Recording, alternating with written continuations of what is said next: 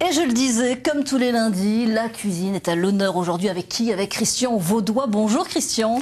Bonjour Valérie. Alors, vous êtes venu aujourd'hui avec une nouvelle recette. Un soufflé de chou-fleur au chaours de l'Aube avec un émincé de foie de veau à la bière. C'est pas un peu lourd ça? Début de semaine, non? Non, je ne pense pas. Enfin, il y a plus de produits que d'habitude. Bon, Valérie. il y a plus, voilà. Mais ce sont des produits sains qui sont bons à manger de toute façon. Hein. Alors on va présenter les ingrédients. Voilà. Donc bien sûr du chou-fleur, du foie de veau. Donc on en parlera tout à l'heure. Hein. Du foie de veau, de la crème fraîche, du sel, de la chicorée liquide pour colorer un petit peu ma sauce, de la bière.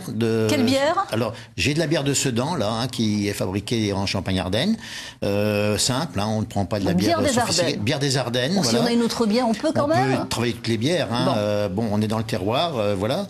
De la farine, des épices et puis bien sûr un petit fond de veau pour donner un petit peu de goût, pour rehausser un peu la sauce du veau.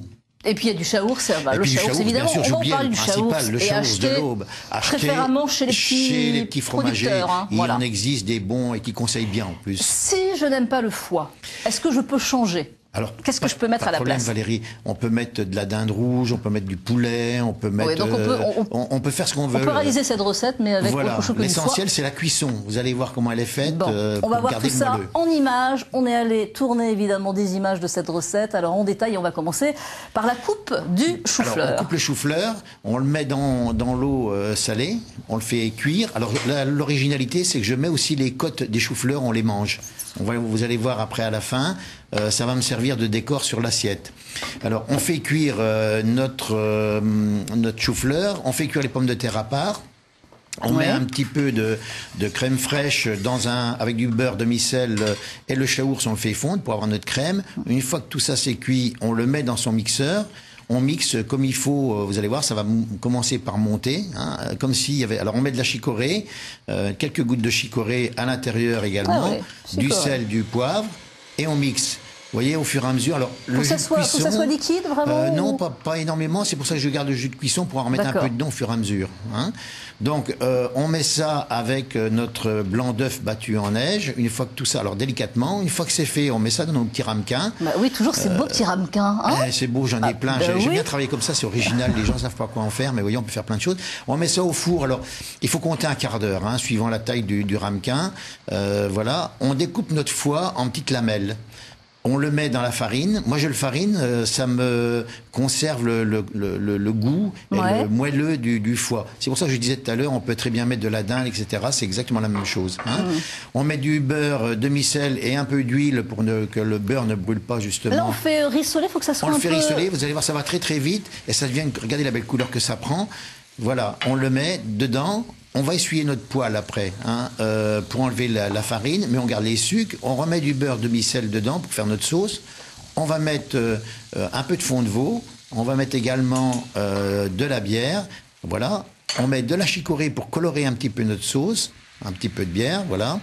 On va mettre de la chicorée en liquide pour colorer, donner une belle texture. Et ça va nous donner un glacé. Hein. Regardez, ça va faire glacer, c'est beau comme tout. On sort, regardez comme ils sont beaux. On sort nos soufflés. Voilà.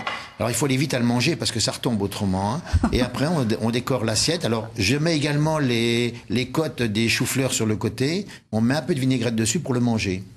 Alors, votre petit truc... Alors, voilà, moi, j'ai l'assiette ici. Regardez comme c'est beau comme tout, bien décoré. De la couleur, le foie, le petit gratin... Et puis oui, il faut manger assez vite, hein, parce que il faut manger assez vite, ça retombe, hein, mais ça suffit à lui-même un plat comme ça qu'une salade. Hein. Alors, votre petit truc, en fin de compte, dans cette recette, c'est... Alors, il y a la bière, mais il y a la chicorée. Alors, la chicorée, vous l'utilisez souvent? J'aime bien travailler la chicorée. Ça donne de la couleur et ça donne un tout petit parfum de terroir, la chicorée comme ça. Et ça, en même temps, ça glace. Vous remarquerez quand vous mettez avec du beurre demi-sel, c'est un truc que j'ai découvert. J'ai mis ça une fois et j'ai remarqué que la sauce, quand elle refroidissait, elle devenait glacée comme un miroir. Et vous voyez dessus, quand on regarde, quand on le passe dessus nappé bien chaud, ça fait un petit miroir et c'est bon comme tout. Toujours du beurre demi-sel, évidemment, pour les recettes de Christian Vaudois. Voilà. On va parler du chaours. Le chaours qui est important dans cette recette. Le chaours, c'est du chaours de l'Aube. De l'Aube, qui est un fromage au lait de vache. Au lait de vache, bien sûr. Pâte molle. Pâte molle. Hein. L'avantage du chaours, on peut le conserver assez longtemps. Et il a un parfum qui est, on va dire, entre le fromage de chèvre et le fromage de vache, hein, entre les deux. La texture est le moelleux. Oui, et c'est recouvert d'un petit feuillage blanc, en fin de compte. Oui, pareil que le camembert. Ouais. Hein, pareil que le camembert. Donc en vieillissant, il prend une couleur un peu, on va dire, orangée. C'est pas pour autant qu'il est mauvais, au contraire. Il faut un affinage de 4 à 5 semaines. Hein. 5 semaines. Ouais. Hein. Alors on peut le faire aussi, ça c'est marrant à faire aussi, on peut le faire griller. On enlève la calotte. D'accord. Et puis on le fait griller dans un petit pot.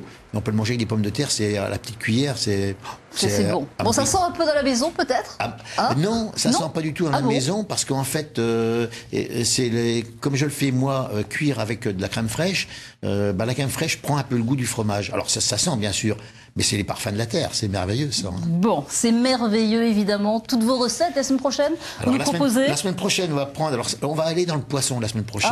Je sais que vous aimez bien ça, Valérie. Voilà, c'est pour ça. On va faire une truite persillée en papillote, mais je vais la faire au lait à la crème. Vous allez voir, ça ne sent pas. Alors là, ça ne sent pas du tout avec de la crème de rutabaga. D'accord. Bon, merci beaucoup Christian Vaudois. On retrouve évidemment cette recette comme chaque lundi sur le site de France 3 Champagne.